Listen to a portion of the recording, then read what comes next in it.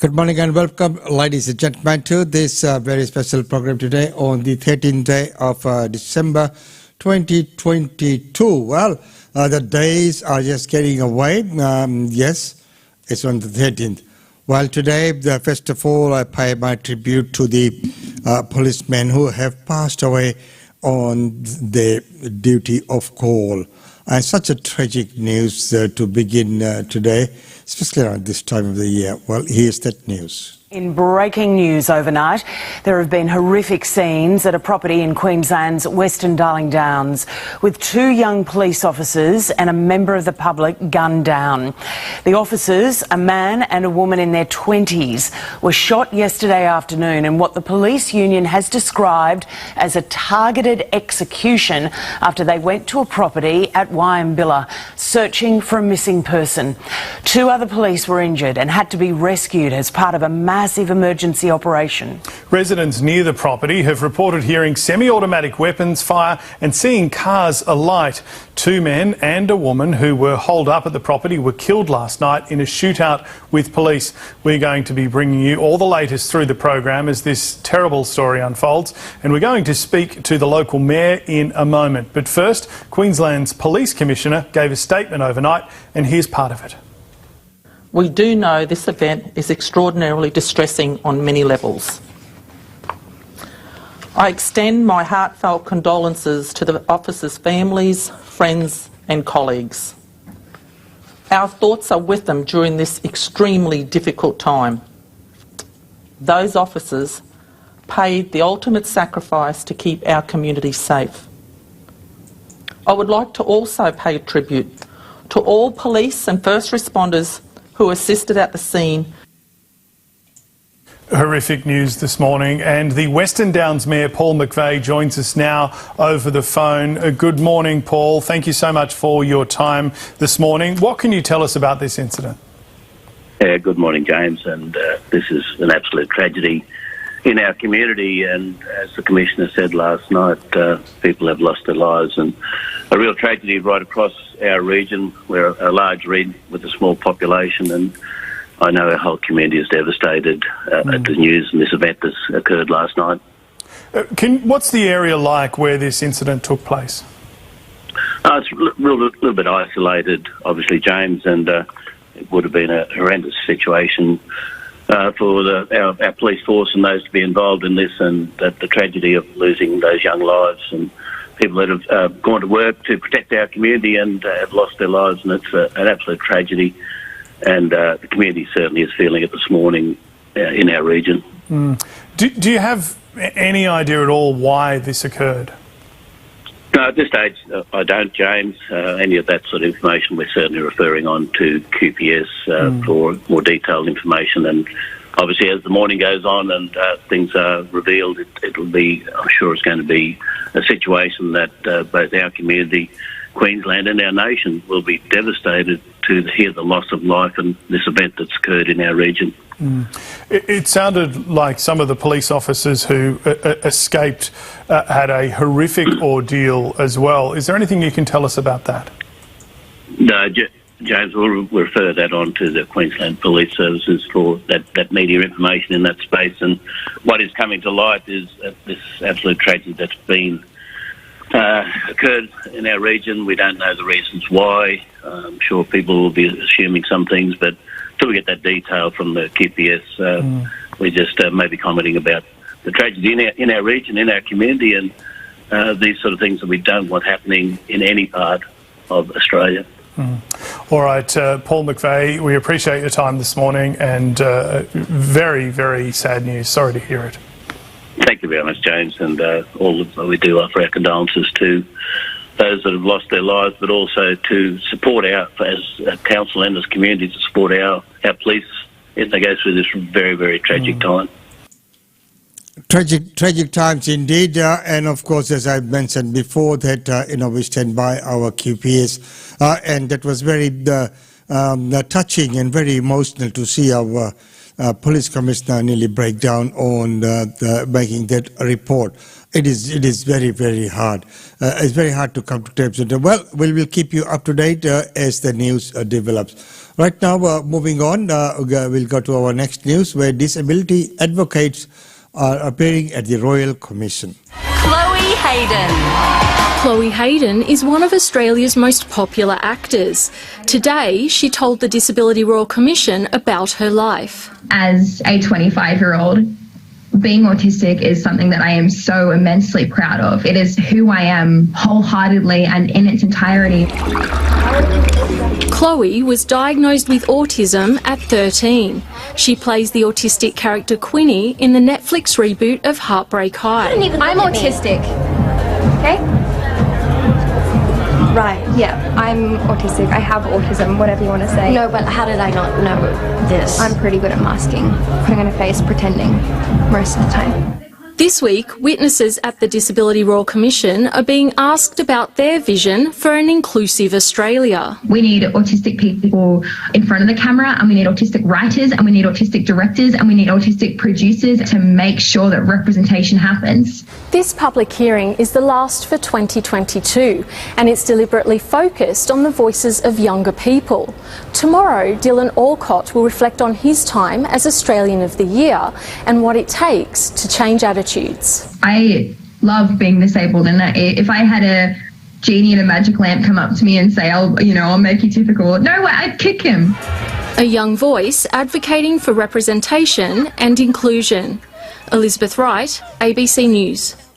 Well, inclusion, and isn't that heartwarming to see that, despite those disabilities, being able, the ability to be in front of the camera and advocate for all other autistic children. Well done, and wishing you all the very best. Well, right now, the energy crisis and the federal government's energy market intervention faces an obstacle.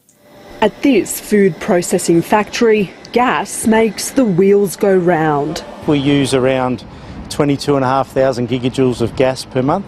And costs are getting harder to manage. Gas bills have been out of control since March this year.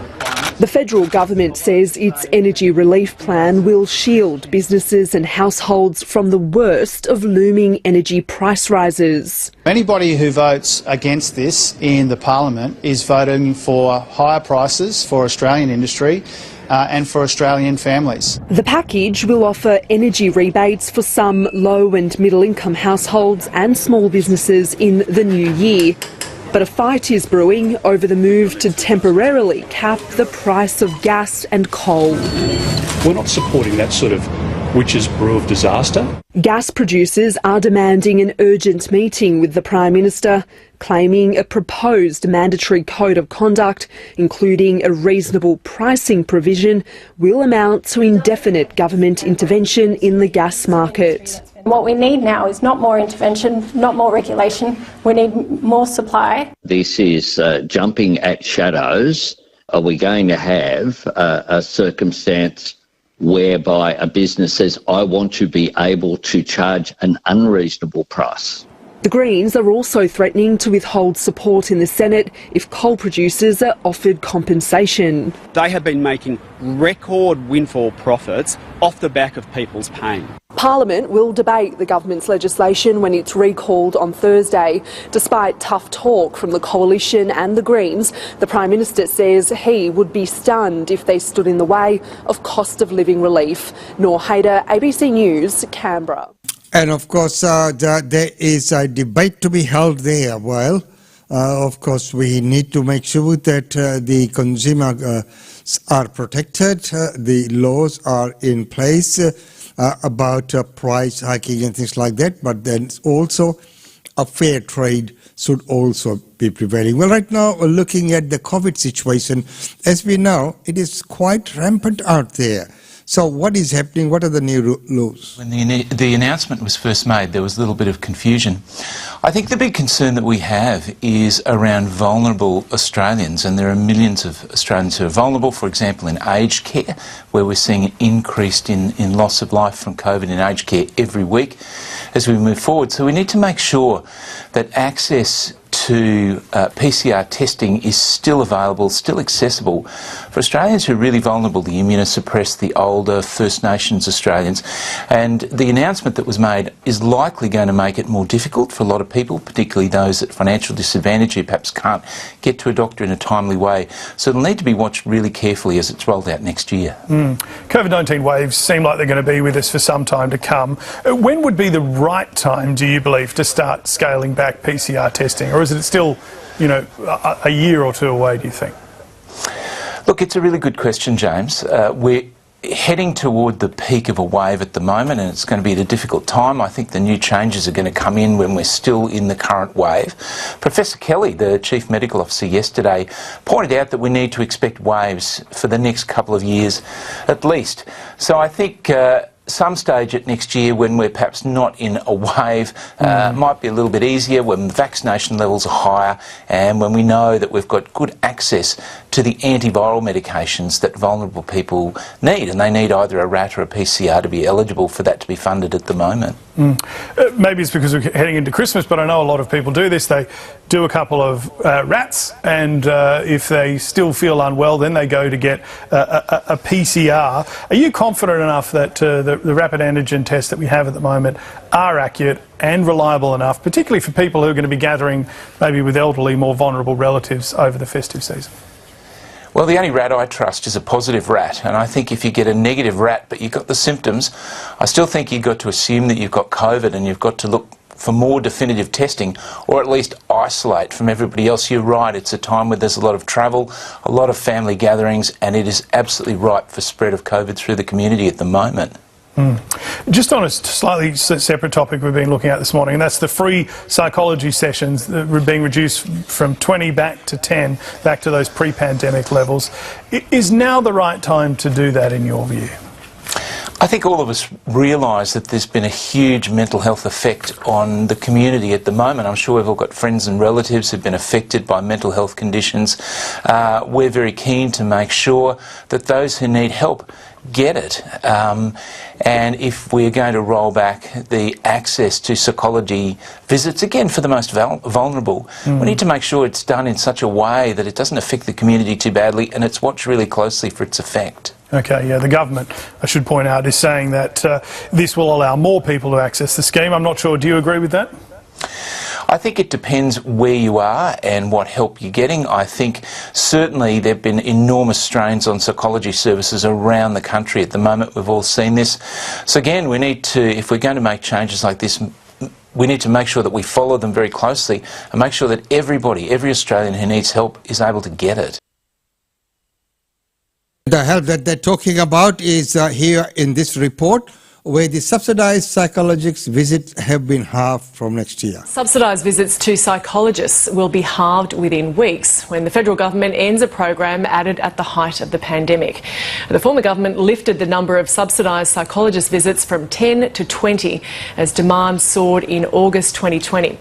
Health Minister Mark Butler says a review of the program found it benefited higher earners more than people in rural and lower socioeconomic areas. He says subsidised visits will return to 10 a year from January. The evaluation found that these additional sessions had not had an appreciable clinical impact. As I said, the baseline mental health reported in the evaluation was almost identical between those who had received the additional services and those who had not. Now, that's not to say that those patients didn't appreciate the additional services, but there was no finding of actual objective clinical impact. On the other hand, though, what we do know from the evaluation is that the additional services aggravated wait lists, aggravated barriers to access, particularly for lowest income Australians who actually saw their access, which was already inequitable before the introduction of these services, saw their access to services actually deteriorate over the course of this period. Carly Dober is the Director of the Australian Association of Psychologists and she joins me now. Carly Dober, firstly, your reaction to this change? It's devastating. I'm not aware of any instance where cutting vital access to health services have ever benefited individuals or communities. It's shocking. Did you expect it, though, given that it was introduced at the height of the pandemic? Did you expect the government to move in this way? Actually, no. In good faith, we assume that the government would understand that things have changed, that there have been regular extreme weather events that show no signs of easing, that ongoing pandemic waves are going to continue, and that inflation and ongoing economic stress has changed the landscape from what it was 2 years ago. So I actually thought that the government would keep them as is and have been sorely disappointed. As to consultation, were you aware of this change or are you learning about it alongside everybody else? We were aware that the government was considering cutting these sessions and we at the AAPI heavily advocated for them to not do this. There are many other well-evidenced ways that we could improve access for those who most need it, and that includes mobilising the 7,900 provisional psychologists who are able to see people and to work with them, and then could be provided Medicare numbers to work with people instead of cutting access to vital service. There was also another advocacy point that we recommended was to raise the rebate from where it is right now, which for the majority of psychologists is $89 a session, to $150 for all psychologists to vitally improve access for those who need it most. So while you disagree with what the government has done, do you agree that the program did benefit higher earners rather than those in rural and lower socioeconomic areas, as the government has stated as part of their reasoning for this? We know that the rural access is an issue, so I can't really comment too much on that. What I will say is, again, that it hasn't really factored in all the economic and situational strains that weren't necessarily here 2 years ago. So we take issue with these findings and we are going to continue to advocate for people who need support to continue to receive it. So in real terms, what do you expect to see as a result of this change? We, psychologists, are fearful. We understand that ongoing access issues and financial stress can be one risk factor for suicidality, for increased complex mental health issues, and for people to not live a life that is meaningful to them. And this can be easily avoided with strong, well thought out policy, not austerity. So we anticipate actually mental health increasing or getting worse, and we want to avoid that. We want Australians to live a life well serviced, that is enjoyable, not to be more stressed than they need to be. And within those policy settings, what is a better way to get people from rural areas, from low socioeconomic areas, to access the services that they need? We would love for provisional psychologists to be able to, again, work under the Medicare rebate and be supported to work in these areas and regions to help communities, because that, again, we have 7,900 provisional psychologists in the country who are willing and able and want to be willing to provide this mental health support to people. This is just one option. There's also, we could, again, raise the rebate to $150 for all psychologists, where more psychologists would be able to see people and bulk bill and to work in the regions and not have to worry about income or their own financial stress. Well, ladies and gentlemen, up to date on Australian Indian Radio.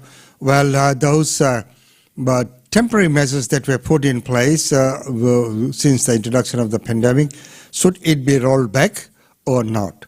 That is the question. Well, ladies and gentlemen, right now it's time to go to our daily India report. Welcome to the Daily India Report that brings you reports, interviews, features and more on India and the Indian diaspora. Prime Minister Narendra Modi inaugurated the Manohar International Airport at Mopa in Goa on December 11. It is the second airport in Goa and will handle the heavy rush of foreign as well as domestic tourists coming to the coastal state. Indian Prime Minister Narendra Modi on December 11th inaugurated the Mopa International Airport in Goa, which has been named after former Chief Minister of the state, Manohar Parrikar. The new airport, which is about 35 kilometers from the capital city of Panaji, can handle 44 lakh passengers annually. Its capacity can be raised to over 3 crore passengers per year after expansion plans in the future. The new airport is capable of handling large aircraft such as the Airbus A380. It also has rapid exit taxiways and 6 cross taxiways for quicker aircraft movement. The Manohar International Airport, situated near Mopa village in North Goa, has been built at a cost of 2,870 crore rupees. The commercial flights from the new airport will start on January 5th. Speaking on the occasion, the Prime Minister said the new airport will further boost tourism in Goa. He said there has been an old demand that Goa needs a second airport, as one airport is just not enough. The state will turn into a cargo hub with 2 airports in Goa. India has circulated a concept note on classifying terrorists on political convenience before its 2 signature events on reformed multilateralism and counter-terrorism. India circulated a concept note in the UN Security Council last week stating that the era of classifying terrorists as bad or good on the basis of political convenience must end immediately. It underlined that categorizing terror acts by intent as religious or ideologically motivated will dilute the shared global commitment to fighting terrorism. The terrorist attacks in New York on September 11, 2001 were a turning point in the global approach to counter-terrorism. Since then, London, Mumbai, Paris, many parts of West Asia and Africa have also experienced terrorist attacks, the concept note said. It added that these attacks highlight that the threat of terrorism is grave and universal, and that terrorism in one part of the world seriously impacts peace and security in other parts of the globe. Stressing that the menace of terrorism cannot be associated with any religion, nationality, civilization or ethnic group, the note said that all acts of terrorism are criminal. India, the current president of the 15-nation UN Security Council, will hold 2 signature events on reformed multilateralism and counter-terrorism to be chaired by India's External Affairs Minister S. Jaishankar on December 14th and 15th. India proposes to organize a briefing of the Security Council on December 15th on global counter-terrorism approach principles and the way forward under the threats to international peace and security caused by terrorist acts.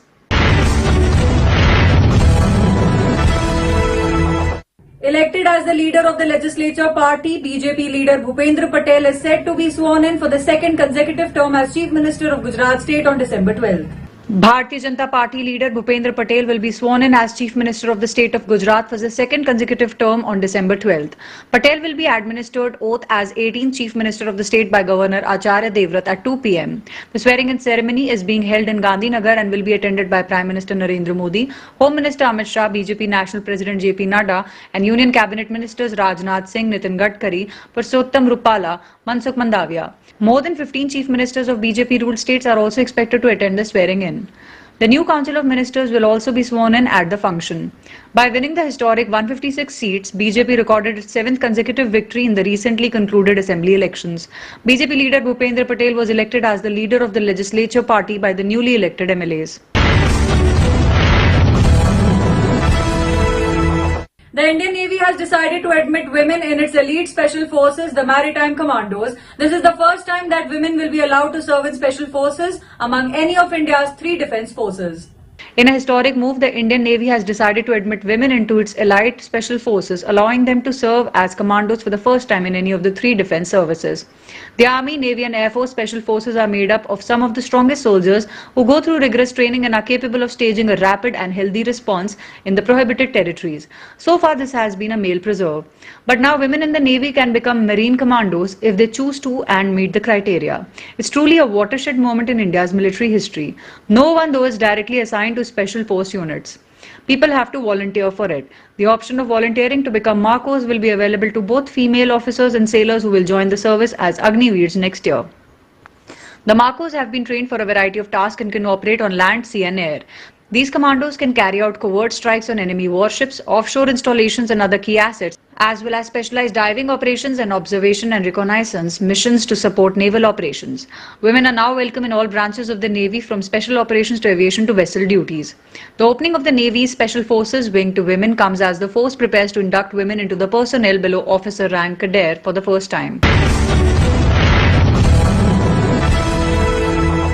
Russia welcomed India's decision to not support a price cap on Russian oil announced by G7 in September. India's External Affairs Ministry has been defending its purchase of Russian oil. Russia has said that it welcomes India's decision to not support the price cap on Russian oil announced by the G7 and their allies. Russian Deputy Prime Minister Alexander Novak made the statement during his meeting with India's ambassador to Russia, Pavan Kapoor, on December 9th. The Deputy Prime Minister welcomed India's decision not to support the price cap on Russian oil, which was imposed on December 5th by the G7 countries and their allies, the Russian Foreign Ministry stated. Novak stressed that Russia is responsibly fulfilling its contractual obligations for the supply of energy resources and diversifying energy exports to the countries in the East and South amid the energy crisis. Earlier in September, G7 nations agreed to impose a price cap on oil imports from Russia. According to the statement issued by the Russian Foreign Ministry, Russian oil imports to India rose to 16.35 million tons in the first 8 months of 2022. Notably, India continues to import oil from Russia despite the ongoing war between Moscow and Kyiv. Indian Ministry of External Affairs has defended the decision of purchasing Russian oil. During the summer, Russia was ranked second in terms of oil shipments to India. Furthermore, deliveries of oil products and coal also increased. The introduction of a price cap on Russian oil is an anti-market measure. It disrupts supply chains and could significantly complicate the situation in global energy markets. Such non-market mechanisms disrupt the international trading system as a whole and set a dangerous precedent in the energy market, Novak said in the statement. Tata's Air India is looking to acquire 500 aircraft as part of its efforts to revive the air carrier. The purchase is expected to be worth tens of billions of dollars. Tata Group owned Air India is in talks for acquiring 500 aircraft worth a few $1 billion from 2 major manufacturers, Boeing and Airbus. The orders include as many as 400 narrow-body jets and 100 or more wide-bodies, including dozens of Airbus's A350s and Boeing 787s and 777s. The deal is said to be part of Tata Group's efforts to revive Air India. Such a transaction might surpass $100 billion at list prices, including any options, and rank among the largest in terms of volume placed by a single airline, surpassing an order placed by American Airlines more than 10 years age for 460 Airbus and Boeing aircraft. The sale, which would be worth tens of billions of dollars even after large anticipated discounts, would end a tumultuous year for the aviation industry following the pandemic. The 500 planes will be delivered over a minimum of 10 years and would help India achieve its aim of growing the economy to $5 trillion while replacing and expanding fleets in the aviation industry, which is now growing at the fastest rate in the world.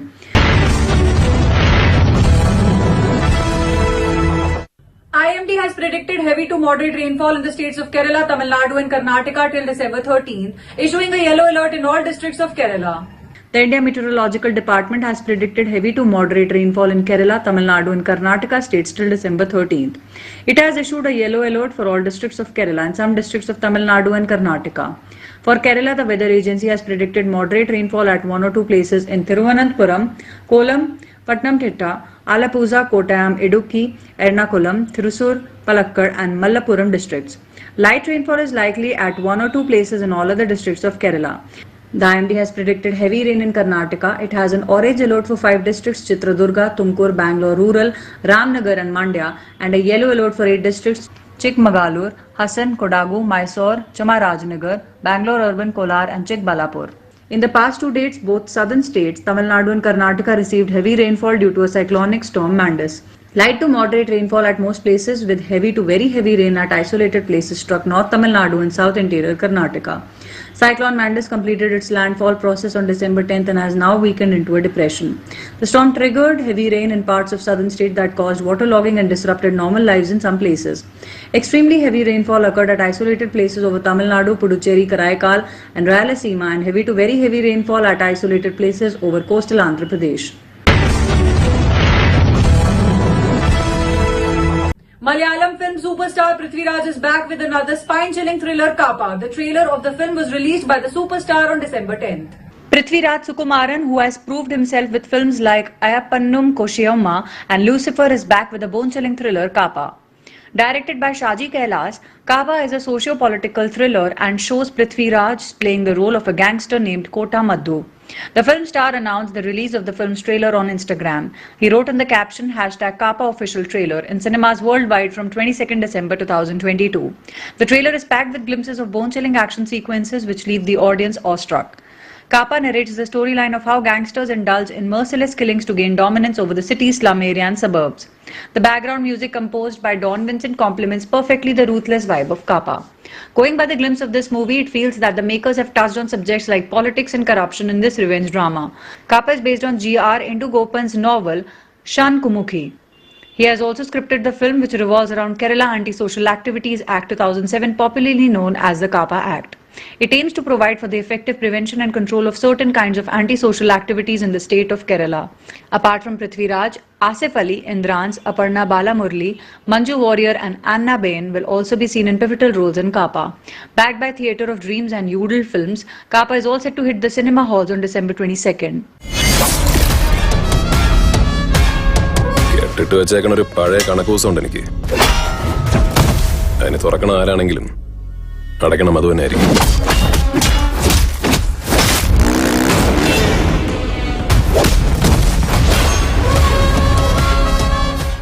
That's all for this bulletin of the Daily India Report.